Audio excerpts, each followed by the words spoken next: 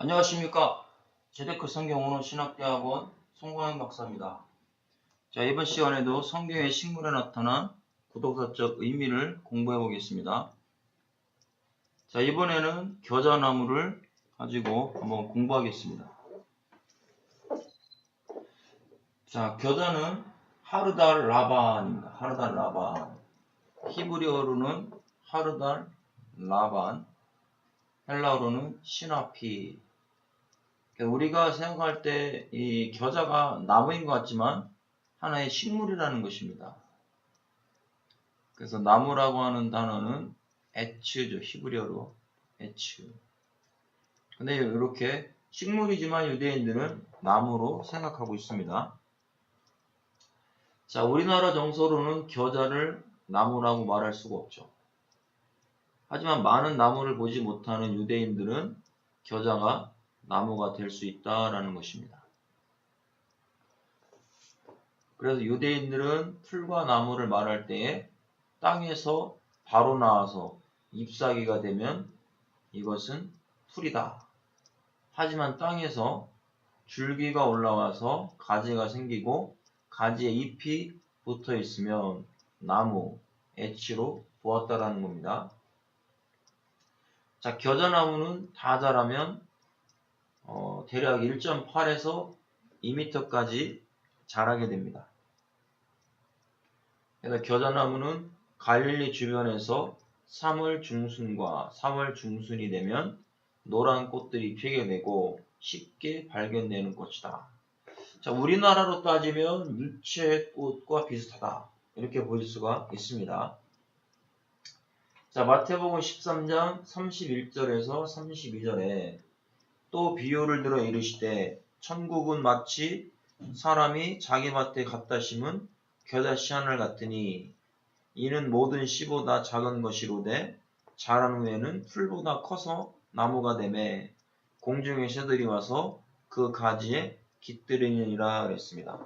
자, 여기서 예수님께서 비유를 들어 말씀하고 계시죠. 비유를 들어 파라볼레, 곁에 둠, 비교, 비유 더 잘 알아들으라고 천국에 대한 비유를 말씀하고 계시는데 자기 밭에 갖다 심은 겨자씨 한 알과 같다라는 겁니다.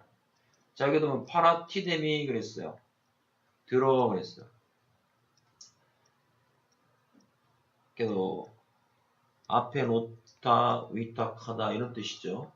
비유를 들어 말씀하신다는 것은 앞에 갖다 놓아서 확실히 알 수 있도록 해주었다. 알게 해준다. 증명해준다. 이런 뜻이죠. 그래서 우리도 설교할 때 하나님의 말씀을 또 예화를 들어서 더 쉽게 성도들이 알아들을 수 있도록 하는 것과 마찬가지입니다. 그래서 이르시되 레고 주님 말씀하셨죠. 여기 시제를 현재 시제를 쓰고 있습니다. 현재 시제. 그럼 지금 천국에 대하여 말씀하고 계신다. 그것도 비유로 들어서 천국이 어떤 것인가 라는 것을 이야기해주고 있다라는 것입니다. 자, 그 다음에 자기 밭에 갖다 심은 겨자 씨만 같다. 람바노입니다. 람바노. 취하다, 받다 이런 뜻이죠. 람바노로서 시제가 과거입니다. 그럼 이미 겨자 씨 하나를 밭에 갖다가 심는다, 갖다 놓는다 이런 것들이 선택되어 있다라는 것입니다. 그래서 천국은 이미 겨자씨 한 알과 같이 아주 작은 천안 이런 것들을 갖다 심게 놓을 것이다. 그 다음에 심은 그랬어요. 갖다 심은 스페이로 씨를 뿌리다라는 뜻이죠. 여기도 시제가 과거 시제를 쓰고 있습니다. 그럼 이렇게 갖다 뿌릴 수밖에 없다. 그래서 천국은 원래 좋은 밭인데 이 좋은 밭에 들어있는 이 겨자 씨를 뿌리는 사람이 없다라는 것이죠. 그러니까 이스라엘 사람들은 유대인들은 이 이야기를 듣고 웃었을 거라는 겁니다. 지금 들에만 나가면 많이 있고 별 쓸모도 없는 겨자 나무인데 그 겨자씨를 갖다가 뿌릴 이유가 없다라는 것이죠. 겨자씨를 갖다가 그 좋은 밭에 뿌리려면 뭘 뿌려야 됩니까? 포도나무를 심든지 아니면 뭐 무화과를 심든지 뭐 이런 것들을 심어야 되는데 아니면 올리브나무를 심든지요. 이런 건 안 심고 아무 쓸모없는 이런 겨자씨를 뿌리는 사람은 없다. 그런데 천국은 이와 같이 올리브, 포도, 무화과 아주 율법적인 삶을 통해서 겉으로 번지르한 이런 것들을 심는 것이 아니라 눈에 보기에 아주 작은 천박한 이런 씨들을 갖다 심는다. 그래서 겨자씨가 시나피입니다. 시나피. 뭘 소유했겠습니까? 생명을 소유하고 있는 것이죠. 그래서 눈으로 볼 때는 천박한 것 같지만 주님의 입장에서는 아주 좋은 것이다. 자, 그 다음에 자란, 한 알 같은데 이것이 자라났습니다. 아욱사노. 자라게 하다, 성장하다, 증가하다. 자, 여기도 보면 가정법을 쓰고 있습니다. 가정법. 자, 가정법을 쓰고 있다라는 건 뭐예요? 자랄 수도 있고 자라지 않을 수도 있다라는 것이죠. 그러면 농부가 잘 가꾸야만이 자랄 수가 있는 겁니다. 농부가 가꾸지 않으면 자라지 않는 것이죠. 근데 자란 그랬어요. 여기를 보니까 수동태형을 쓰고 있습니다. 그러니까 누군가의 보호함이 쓰였기 때문에 잘 자랐다. 잘 자라고 있다. 이런 뜻이죠. 그러니까 우리들도 구원받은 백성들도 하나님의 은혜 가운데 하나님이 도와주셔야만이 잘 자라나게 된다. 후에는 풀보다 커서 라카노온이죠. 라카노온. 풀보다 커서 나물, 채소 이런 것들보다 더 커지는 겁니다. 원래는 이거보다 더 작은데 주인의 보호함을 받고 점점점 커서 뭐가 됩니까? 나무가 되는 겁니다. 기노마이. 나무가 되었다.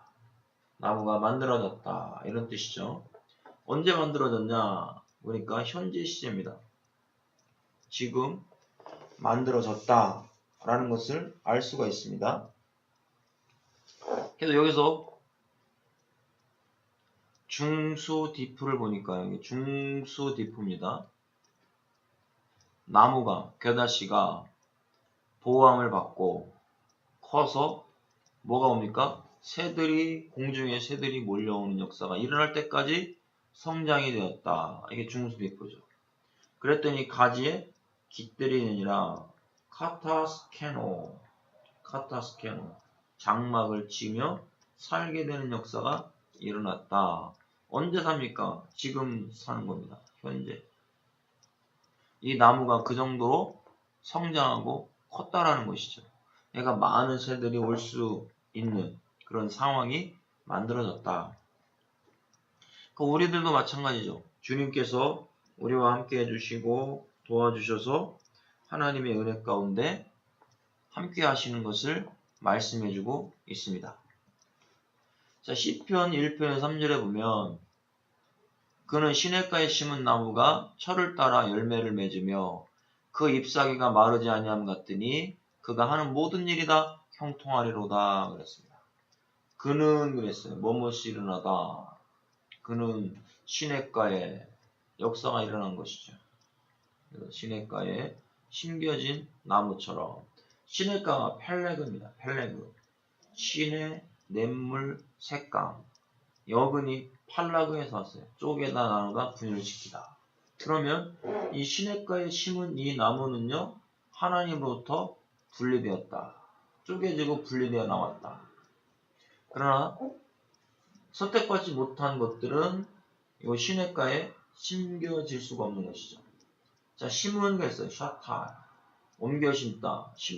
그러면 이것은 옮겨 심은 나무를 상징해 주는 겁니다. 그러면 이 시냇가는 바로 천국을 상징해 주죠. 이 천국에 저와 여러분들은 심겨짐을 당했어요. 여기가 분사수동이잖아요. 분사수동. 심겨짐을 당하였다. 누가 심었습니까? 하나님께서 나를 심어 주셨다. 그랬더니 많은 것들이 맺으며 열매를 맺었어요. 나타. 열매를 맺어서 주다, 세우다, 만들다. 많은 열매를 만드는 겁니다. 우리가 시냇가에 심은 나무가 되니까 철을 따라 열매를 많이 내서 사람들에게 나눠주는 것이죠. 저희가 미완료 시제잖아요. 미완료 시제. 그러면 우리는 계속해서 많은 열매들. 이게 바로 뭡니까? 구원받은 백성들은 성화의 열매를 많이 맺어서 많은 사람들에게 나타내 준다라는 것을 여기서 이야기해주고 있습니다. 자, 그 다음에 그 잎사귀는 마르지 않는다 그랬습니다. 나발, 마르지 않는다. 무감각하다. 분별이 없다. 어리석다. 시들다. 쇠약해지다. 자, 마르지 않아요. 감각이 떨어지지 않지요. 영적 감각이 우리는 떨어지지 않습니다. 항상 시냇가에 심은 나무가 되었기 때문이죠.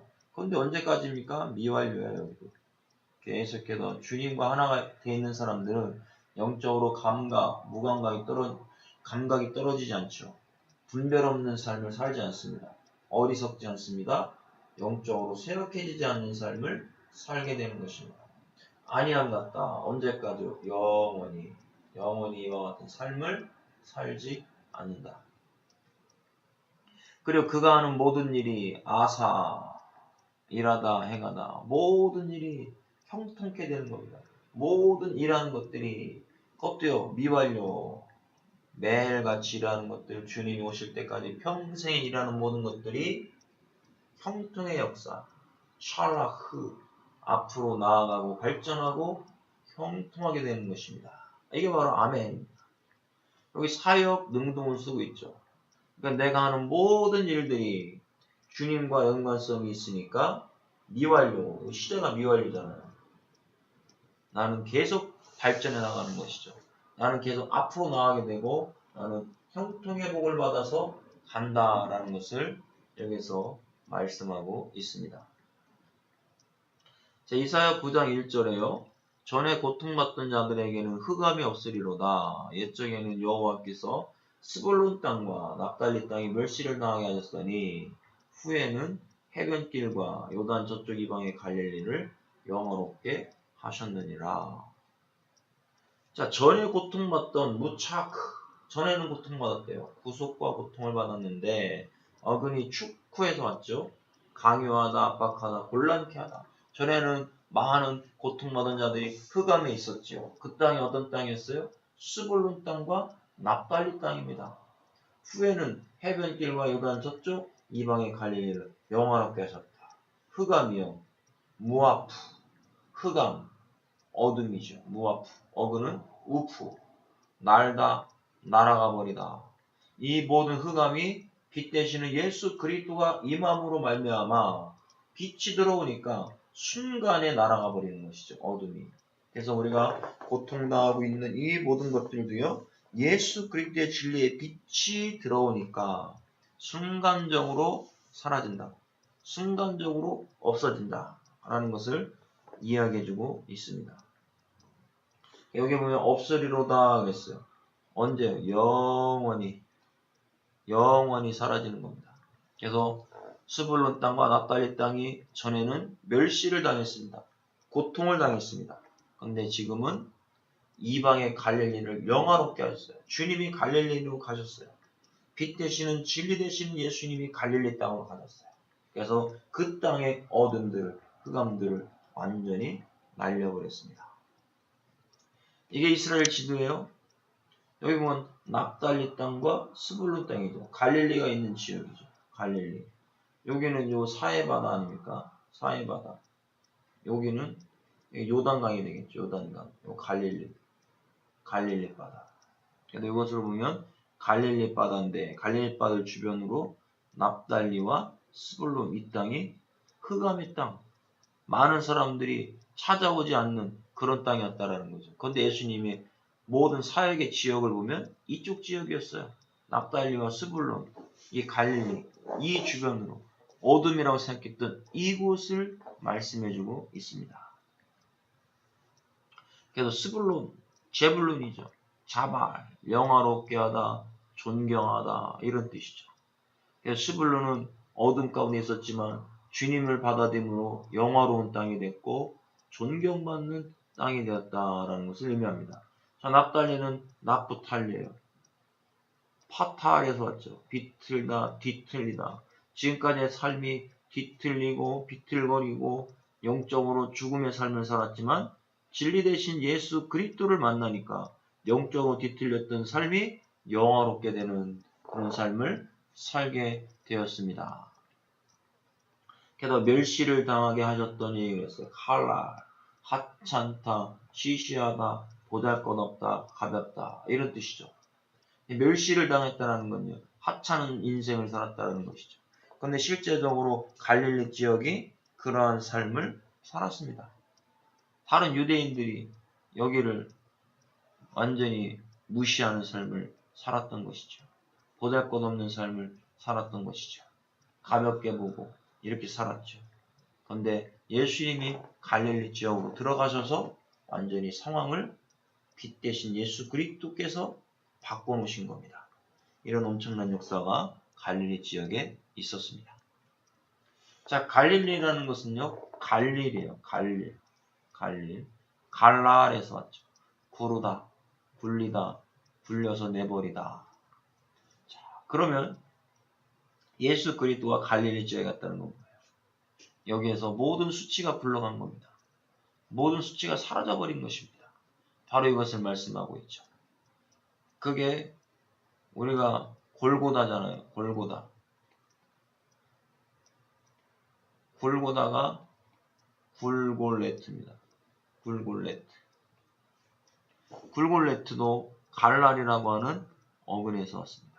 주님이 십자가에서 골고다에서 죽으시고 우리의 모든 원죄 수치를 다 굴려주셨다라는 거죠. 그 다음에 영화롭게 하셨느니라. 카바드. 무겁다, 힘겹다, 짐이 되다, 존경하기 어렵다. 우리가 원죄 가운데 살 때는요, 무거운 짐이었습니다. 힘겨운 짐이었습니다. 그런데 이제는 존경, 주님 앞에 존경받고 많은 사람들에게 주님을 영화롭게 하고 주님을 존귀하게 하고 이것으로 말미암아 우리가 세상 사람들로부터 존귀함을 받는 이런 역사가 일어나게 되었다. 그래서 이 갈릴리 땅, 천박한 이 땅을 주님께서 영화롭게 하셨습니다. 하나님의 사역이죠. 하나님의 사역. 하나님의 사역으로 자, 완료니까요. 취소가 안 된다는 것이죠. 취소가 안 되고 끝까지 하나님께서 세우셨다라는 걸 말씀합니다. 자, 우리가 겨자나무를 통해서 예수 그리스도의 구속의 역사를 깨달았습니다. 수고하셨습니다.